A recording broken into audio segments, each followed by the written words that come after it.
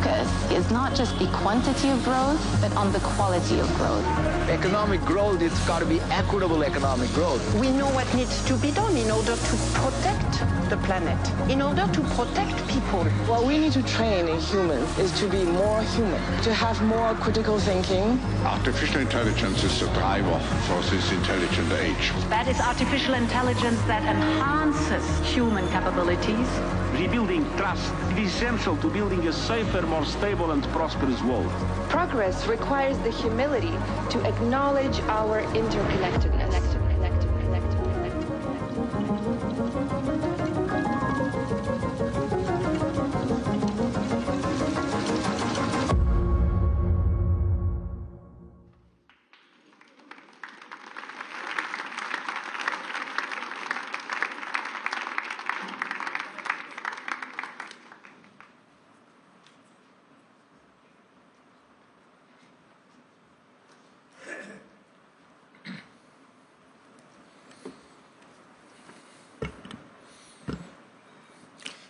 Excellencies, dear participants, it is my great honor to welcome you to the World Economic Forum's annual meeting in 2025. It's our 55th annual meeting. With us in Davos, there are more than 3,000 leaders from around the world and from across the public and private sector. We are meeting at one of the most uncertain geopolitical and geoeconomic moments in generations. Today, we are at an inflection point. 2025 will be a year of consequences. It will affect the course ahead, maybe even at a level we have seen in history like 1918, 1945, 1989. Because we are facing rapid advancements in technologies that are reshaping the economies, changing power dynamics that are remaking global relations, and new trade policies that are redesigning commerce. The long-standing international order that existed for the last 3 decades has receded. We are now between orders, and the next order has not yet taken shape. At this critical moment, we must ensure that the jungle of geopolitics do not grow back. Force cannot replace discourse. Non-cooperation cannot become the new normal. Because we just came out of the hottest year on record. The number and intensity of conflicts around the world have risen sharply. And the possibility of another global health crisis is ever looming. We can only address these challenges, and we can only unlock new economic opportunities together. Let's be clear, we will not agree on everything. But we need to find new and more effective ways to work together, even in the face of disagreement. It's the only way to make progress. This will be the focus of this important week, developing pathways for greater cooperation at a complex moment for the world. I'm confident we can do it together. Now it is my pleasure to introduce founder and chairman of the World Economic Forum, Professor Klaus Schwab. Thank you, and again, welcome.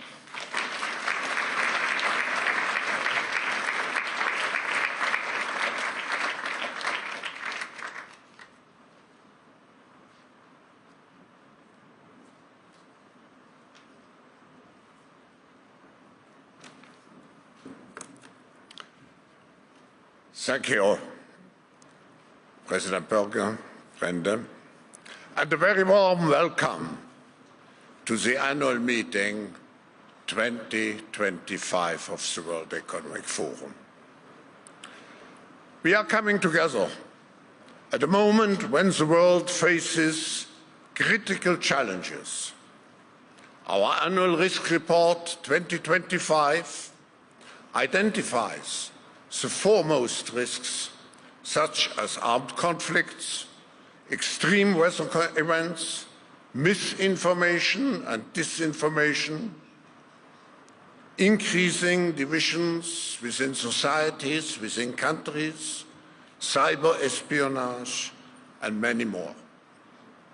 Simultaneously, we stand at the brink of what we call here the intelligent age, where artificial intelligence and other groundbreaking technologies and innovations will fundamentally transform economic systems, business models, and personal lives.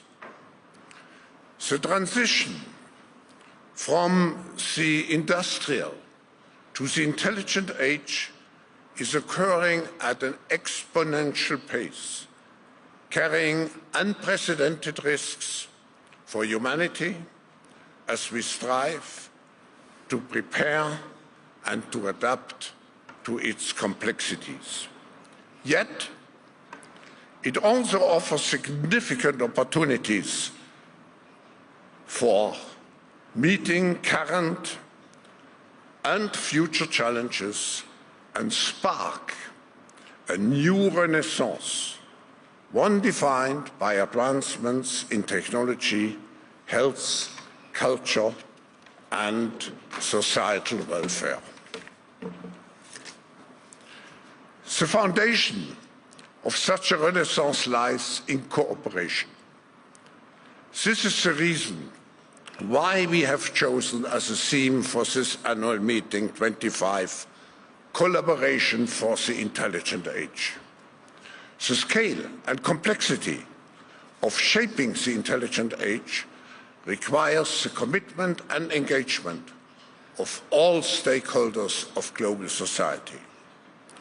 The forum community here in Davos and in this room, 3,000 decision makers from politics, business, civil society, academia, young professionals, and the media will bring different perspectives and diverse expertise to collectively engage into discussing solutions and new pathways for this intelligent age.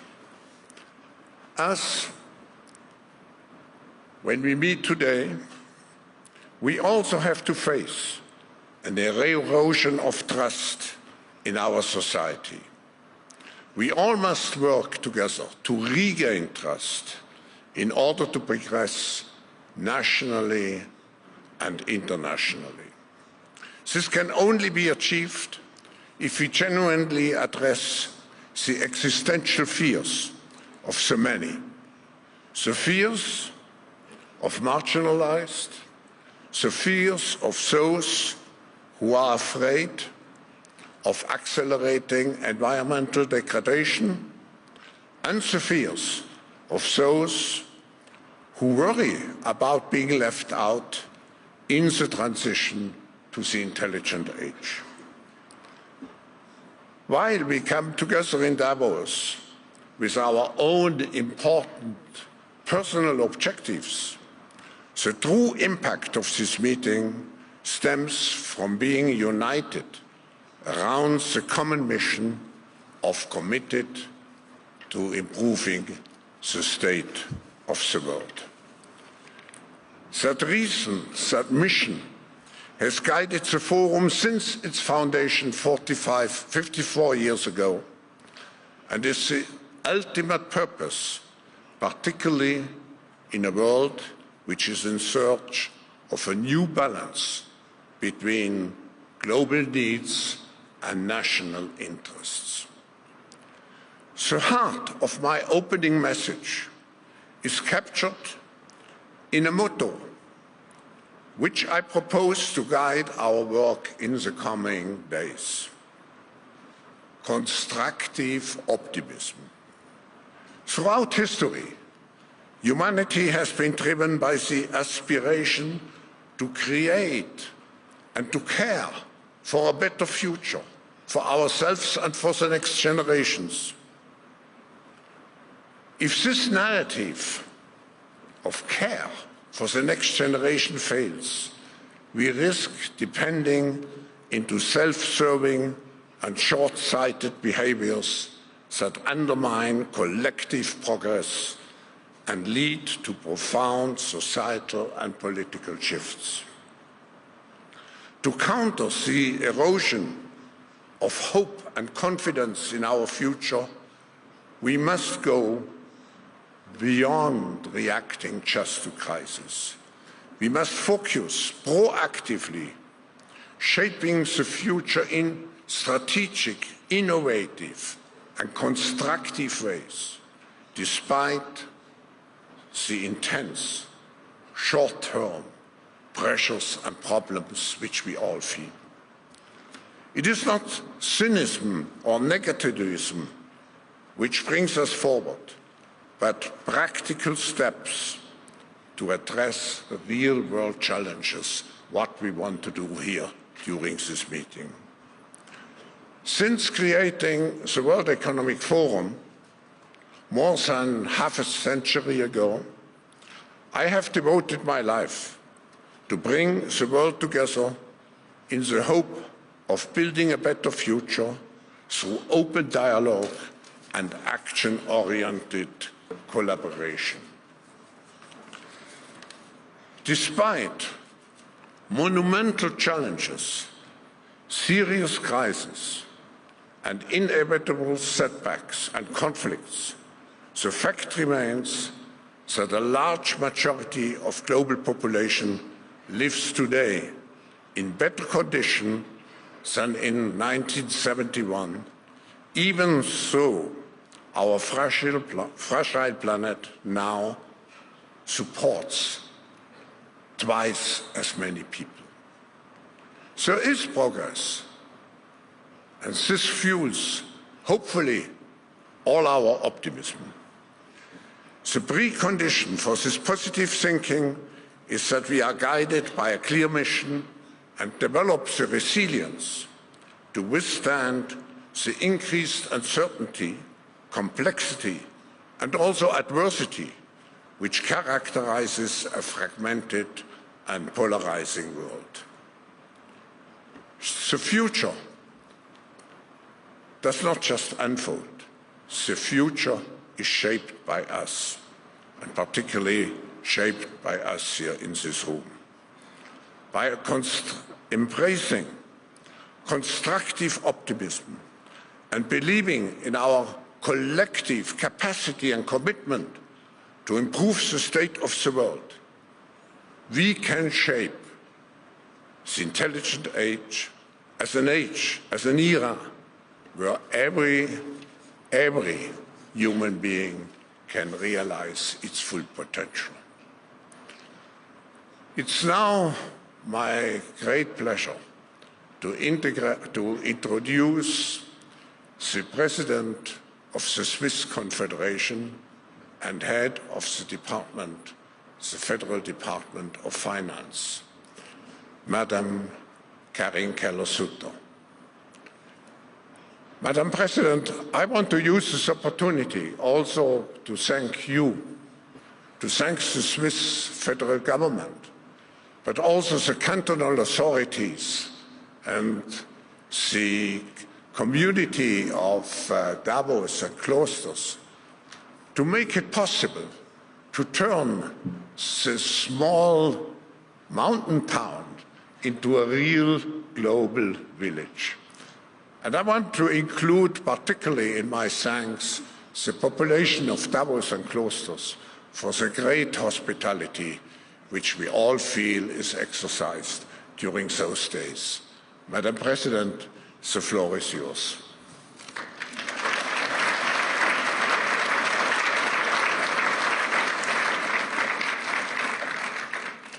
Well, thank you so much, Professor Schwab. Excellencies, ladies and gentlemen, perhaps it would send a shiver down your spine here in wintry Davos If I were to ask you for reasons to be cheerful in these times, but don't worry, you won't have to rack your brains. I'll give you a pretty good reason myself. The prosperity of nations and their populations is not simply left to chance.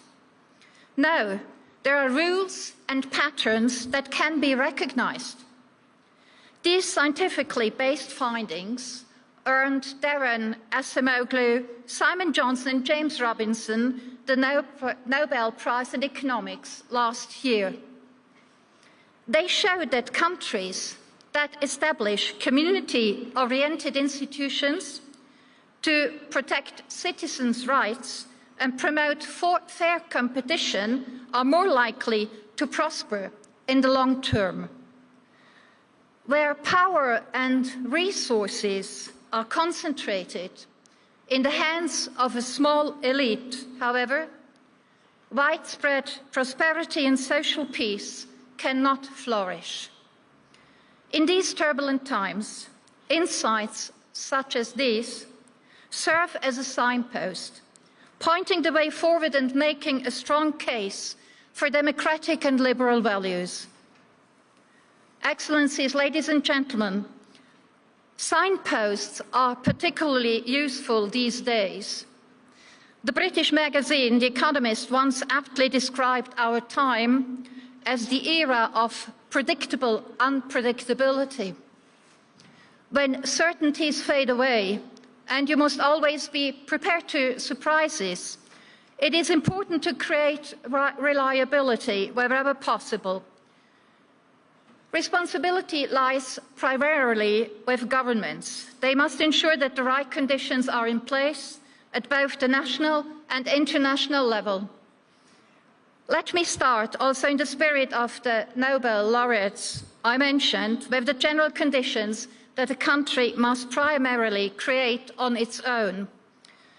After all, the international community also benefits from the domestic strength and thus the prosperity and stability of individual states. It can ultimately only be as strong as the sum of its members.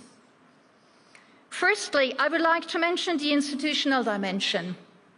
Only a state with stable institutions can create a sound environment where everyone can freely develop their potential.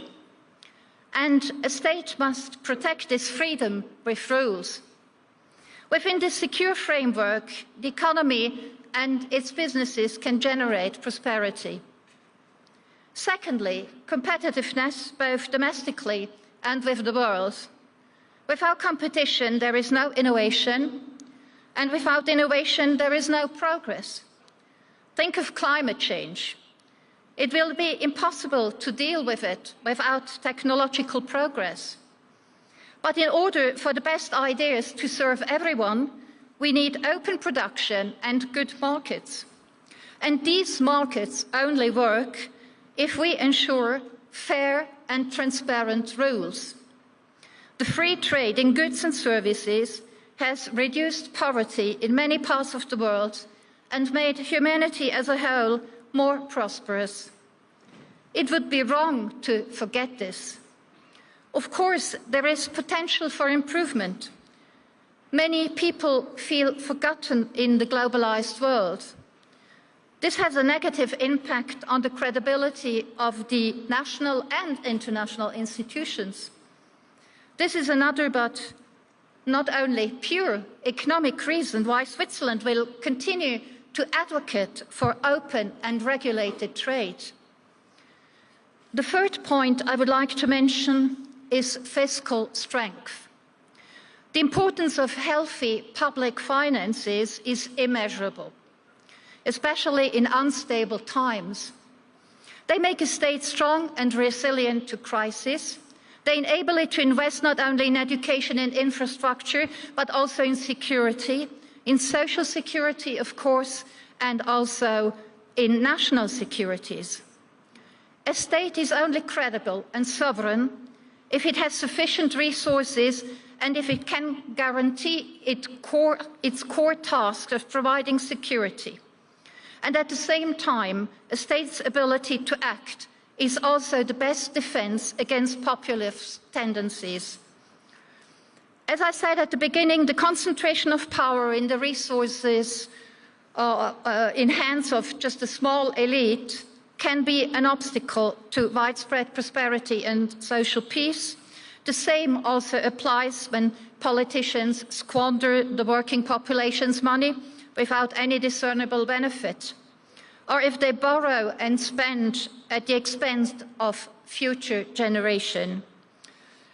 I'm sure I'm not the only one in this room who is concerned about the very high and rising debt levels in many countries. They not only pose a risk for those countries, but also a threat to the stability of the international financial markets. As Finance Minister, I have been dealing with this topic intensively for some time now.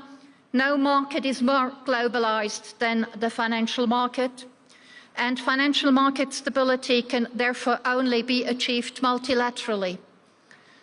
When Credit Suisse failed, Switzerland was able to prevent the loss of confidence in a single bank from spiraling into an international financial crisis. Switzerland was able to act because it has stable institutions, is financially strong, and could guarantee large sums. But it was a close call, and I believe a stronger international regulatory framework is essential. Excellencies, ladies and gentlemen, Switzerland is willing to do its homework and maintain its domestic strength and sovereignty. This also allows us to be involved at the international level and to stand up for global interest in a spirit of solidarity. For this solidarity to work, we need international agreements that are adhered to.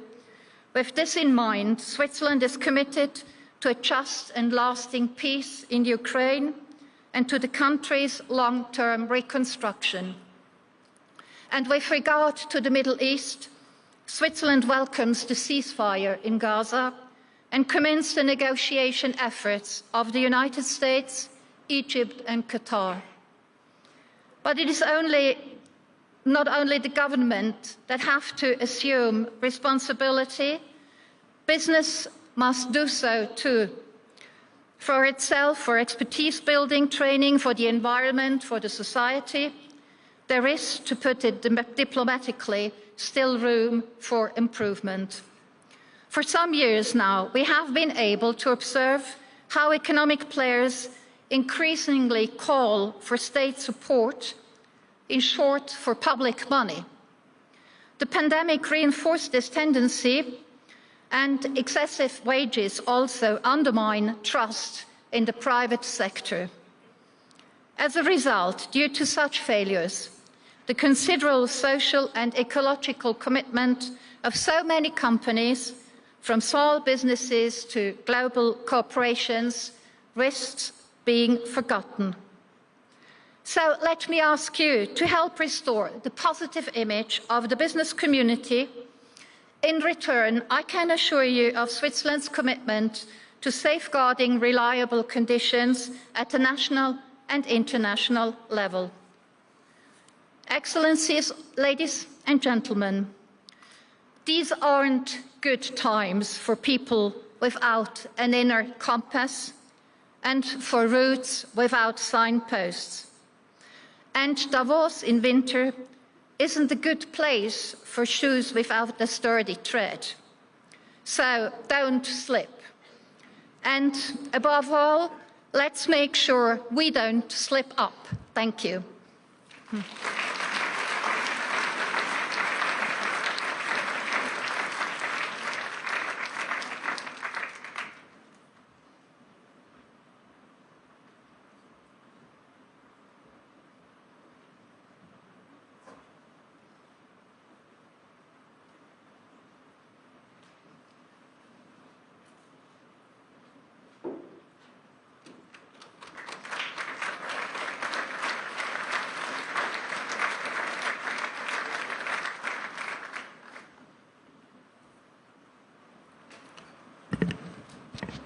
It's now my deep pleasure and honor to introduce the President of the European Commission, Ursula von der Leyen. Madam President, you have been a friend and a regular participant of our meetings since, I would say, quite some time. And I remember still very vividly when you joined us 5 years ago at the beginning of your first mandate. And nobody knew at that time what great challenges you would have to face. A pandemic, a war. But nevertheless, you were able to give Europe, in addition to managing those crises well, to give Europe new visions, a vision of digital Europe, the Green Deal, to mention only a few. And now you are standing at the beginning of your second mandate. And again, Europe is faced with tremendous challenges. I would say the next 5 years will be crucial. Either we come out as a very reinforced Europe, which is still the second largest global economy. And if I look at population, I think we are number 3. I'm sure that under your leadership, Europe will be not marginalized. What could happen? But Europe will be strengthened during your second mandate. And for this reason, you can imagine how much we are looking forward to your speech. Welcome, Ursula.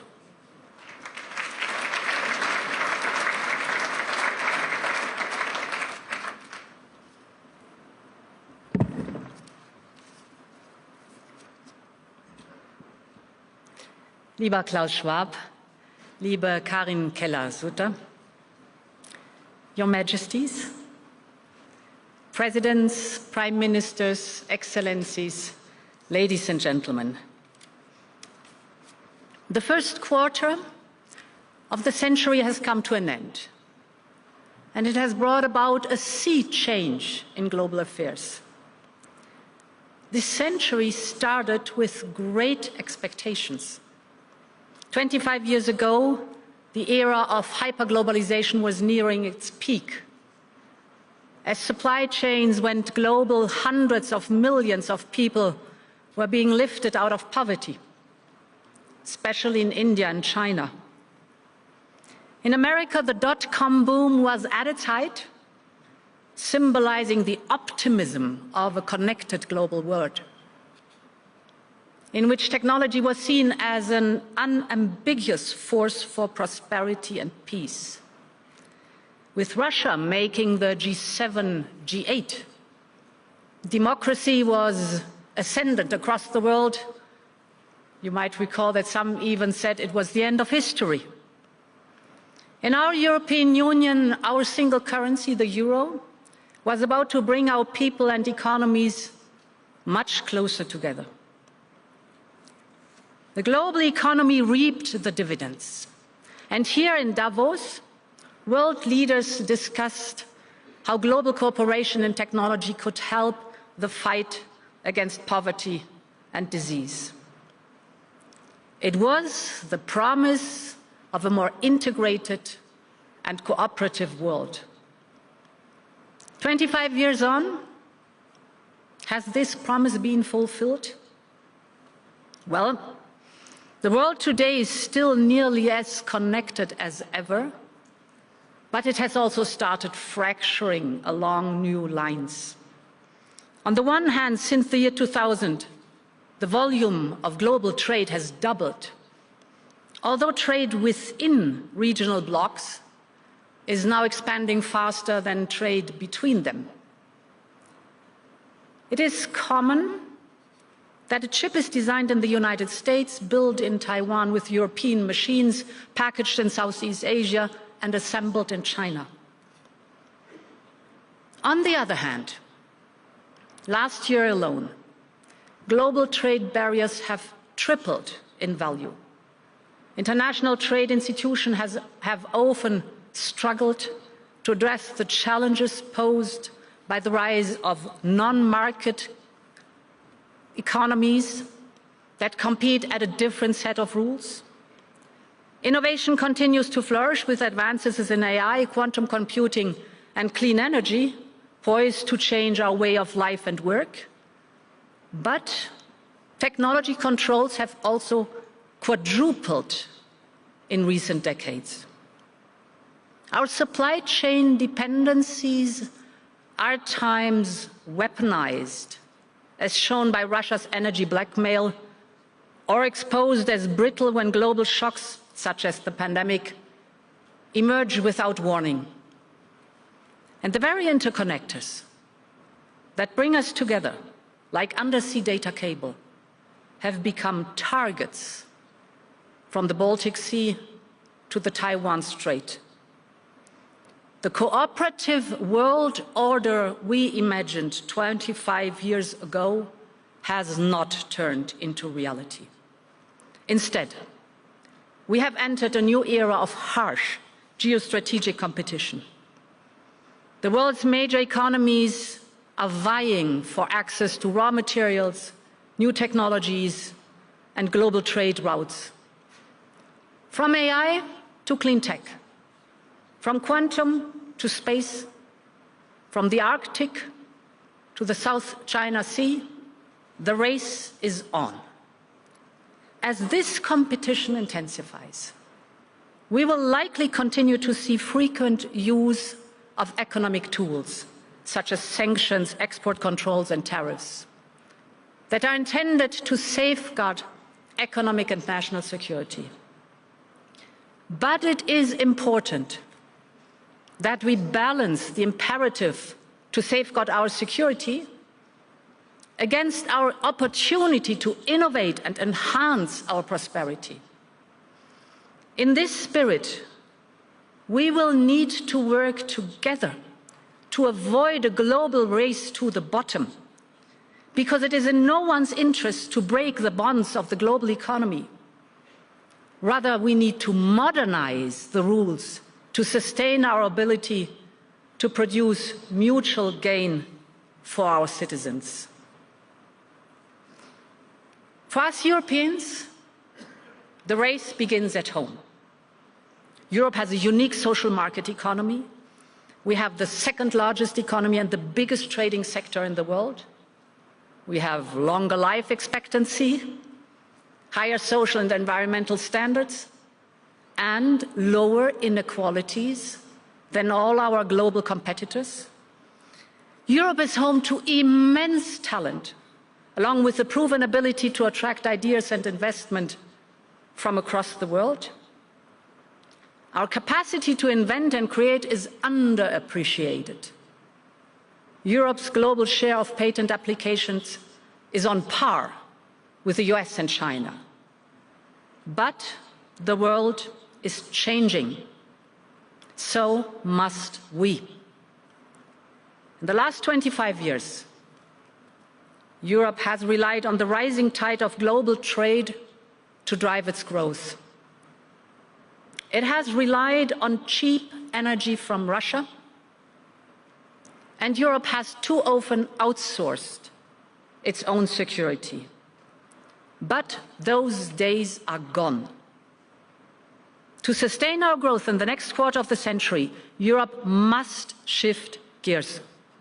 And this is why I asked Mario Draghi to deliver a report on European competitiveness.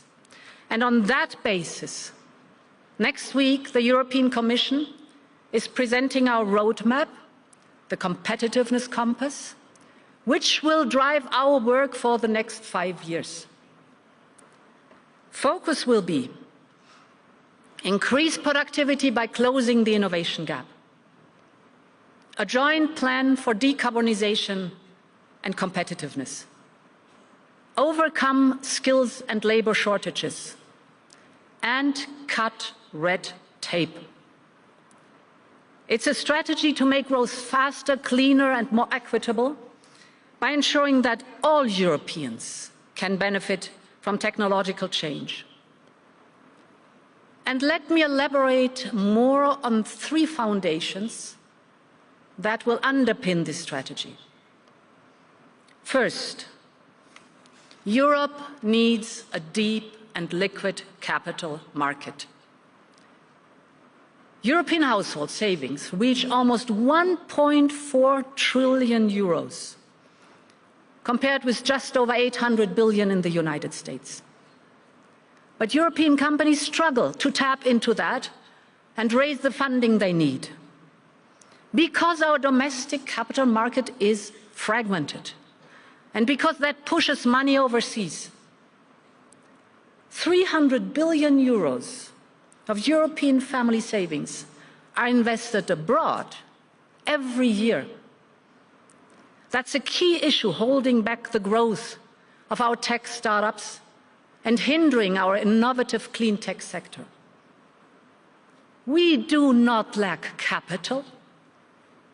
We lack an efficient capital market that turns savings into investments, particularly for early-stage technologies that have game-changing potential.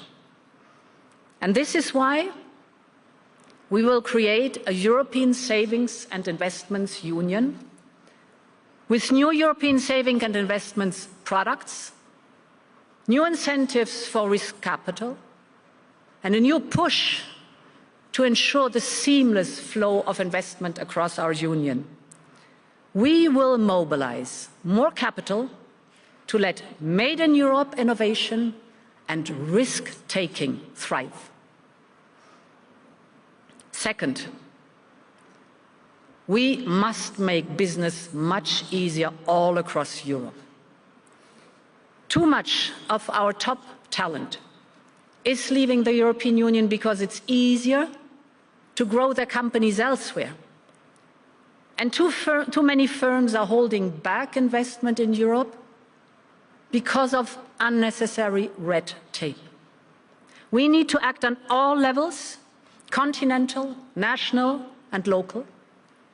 And we want to lead the way at the European level. For instance, we will launch a far-reaching simplification of our sustainable finance and due diligence rules. And we will make sure to create a conducive environment for our SMEs to scale up their capacity to build, to produce and innovate in Europe. But I want to go even further than this. Today, the European single market still has too many national barriers. So sometimes companies are dealing with 27 different national legislations. We will offer instead to innovative companies to operate all across our European Union under one single set of rules. We call it the 28th regime. Corporate law, insolvency, labor law, taxation, one single and simple framework across our union. This will help bring down the most common barriers to scaling up all across Europe, because continental scale is our greatest asset in a world of giants. The third foundation is energy. Before the start of Putin's war, Europe got 45% of its gas supplies and 50% of its coal imports from Russia. Russia was also one of our largest oil suppliers. This energy appeared cheap, but it exposed us to blackmail. So when Putin's tanks rolled into Ukraine, Putin cut us off his gas supplies, and in return, we substantially reduced our dependency on Russian fossil fuels in record time. Our gas imports from Russia went down by roughly 75%. And now we import from Russia only 3% of our oil and no coal at all anymore. But freedom came at a price. Households and businesses saw sky-high energy costs. and bills for many are yet to come down. Now the competitiveness depends on getting back to low and stable energy prices. Clean energy is the midterm answer because it is cheap, it creates good jobs here in the European Union, and it strengthens our energy independence. Already today, Europe generates more electricity from wind and solar than from all fossil fuels combined. But we still have lots of work to do to feed through these benefits to companies and people. Not only must we continue to diversify our energy supplies and expand clean sources of generation from renewables, and in some countries also from nuclear, we will have to invest in next-generation clean energy technologies like fusion, enhanced geothermal, and solid-state batteries. We must also mobilize more private capital to modernize our electricity grids and storage infrastructure. We must remove the remaining barriers to our energy union, and we must better connect our clean and low-carbon energy systems. All of this will be part of a new plan that we will present in February. It is time to complete our energy union so that clean power can run freely across our continent and bring prices down for all Europeans. Ladies and gentlemen, this is our plan. And the next few years will be vital to stay in the race of clean and disruptive technologies. Europe has everything it needs to make it happen. We have a private sector with a long-standing tradition of innovation. We have top-class workforce. We have a huge single market of 450 million consumers and a unique social infrastructure to protect people from the great risks of life. We have credible and independent institutions, transparent governance, and an unshakable commitment to the rule of law. It is thanks to all of this that in the last 5 years, Europe has weathered the fiercest storm in our economic history, and we overcame an unprecedented energy crisis. We did this together, and we can do it again. And we have the political will, because when Europe is united, it gets things done. Ladies and gentlemen, the coming years will be vital, well beyond Europe. All continents will have to speed up the transition towards net zero and deal with the growing burden of climate change. Its impact is impossible to ignore. Heat waves across Asia, floods from Brazil to Indonesia, from Africa to Europe, wildfires in Canada, Greece, and California, hurricanes in the US and the Caribbean. Climate change is still on top of the global agenda. From decarbonizing to nature-based solutions, from building a circular economy to developing nature credits, the Paris Agreement continues to be the best hope for all humanity. So Europe will stay the course and keep working with all nations that want to protect nature and stop global warming. Likewise, all continents will have to grasp the opportunities of AI and manage its risks. On challenges like these, we are not in a race against each other, but we are in a race against time. Even in a moment of harsh competition, we need to join forces. And Europe will seek cooperation, not only with our long-time like-minded friends, but with any country we share interests with. Our message to the world is simple. If there are mutual benefits in sight, we are ready to engage with you. If you want to upgrade your clean tech industries, if you want to upscale your digital infrastructure, Europe is open for business. And as great power competition intensifies, I see a growing appetite across the world to engage more closely with us. In the last 2 months, we concluded new partnerships with Switzerland, Mercosur, and Mexico. This means that 400 million Latin Americans will soon be engaged in a privileged partnership with 450 million Europeans.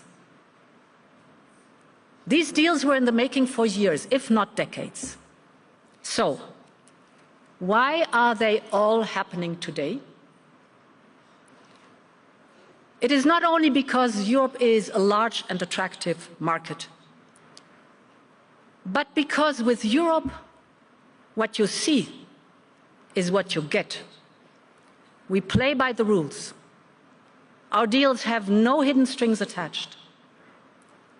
And while others are only interested in exporting and extracting, we want to see local industries flourish in our partner countries, because this is also in our interest. It is how we diversify our supply chains. And this is why Europe's offer is so attractive all across the world. From our neighbors in Africa who are working with us to develop local clean tech value chains and clean fuels, to the vast Asia-Pacific region. Hence, the first trip of my new Commission will be to India. Together with Prime Minister Modi, we want to upgrade the strategic partnership with the largest country and democracy in the world. I believe we should also strive for mutual benefits in our conversation with China. When China joined the WTO 25 years ago, the impact of rising Chinese exports were called the China shock. Today, some are talking about a second China shock because of state-sponsored overcapacity. Of course, we must respond to this. Defensive trade measures are being adopted across the world, including the Global South, as a response to Chinese market distortions. This is also why Europe has taken measures, for instance, on electric cars. At the same time, I have always stressed that we are ready to continue our discussions, and we will continue to de-risk our economy. Many believe, including in China, that it would be in China's long-term interest to manage more responsibly its economic imbalances. That's also our view. And I believe that we must engage constructively with China to find solutions in our mutual interest. 2025 marks 50 years of our union's diplomatic relations with China. I see it as an opportunity to engage and deepen our relationship with China, and where possible, even to expand our trade and investment ties.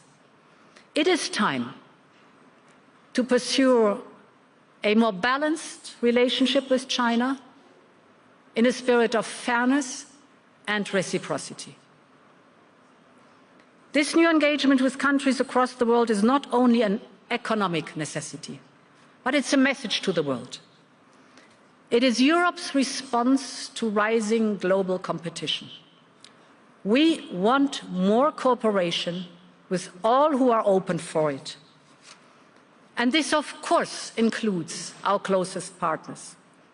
I think, of course, of the United States of America. No other economies in the world are as integrated as we are. European companies employ in the United States 3.5 million Americans. And another million American jobs depend directly on trade with Europe. Entire supply chains stretch on both sides of the Atlantic. For instance, an American airplane is built with control systems and carbon fibers from Europe. And American medicines are made with chemicals and laboratory tools that come from our side of the Atlantic. At the same time, Europe imports twice as many digital services from the United States as we do from the entire Asia Pacific. Of all American assets abroad, 2/3 are in Europe. And the US provides over 50% of our LNG. The trade volume between us is 1.5 trillion euros, representing 30% of global trade. A lot is at stake for both sides. So, our first priority will be to engage early, discuss common interests, and be ready to negotiate. We will be pragmatic, but we will always stand by our principles. We will protect our interests and uphold our values, because that is the European way. The rules of engagement between global powers are changing. We should not take anything for granted. And while some in Europe may not like this new reality, we are ready to deal with it. Our values do not change. But to defend these values in a changing world, we must change the way we act. We must look for new opportunities wherever they arise.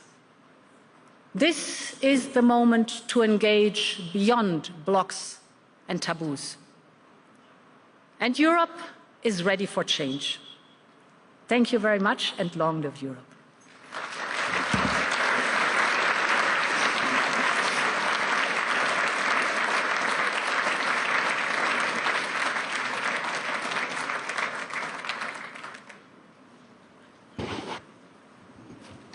Thank you very much, Madam President. This was really a demonstration of what I called constructive optimism. Yes, indeed, indeed. I think you dealt with all the major issues, but there was one issue where I still would like to ask you a question. We may face reduced American engagement in Ukraine. What will be the consequence for Europe, and how do you see Europe's role in the ongoing war in Ukraine? Yeah, thank you very much, Klaus. I think we should never forget where it all started. Ukraine is a sovereign country, and Ukraine determined its own future by asking for accession to the European Union. That's where it all started. And the response was an invasion by its neighbor, Russia.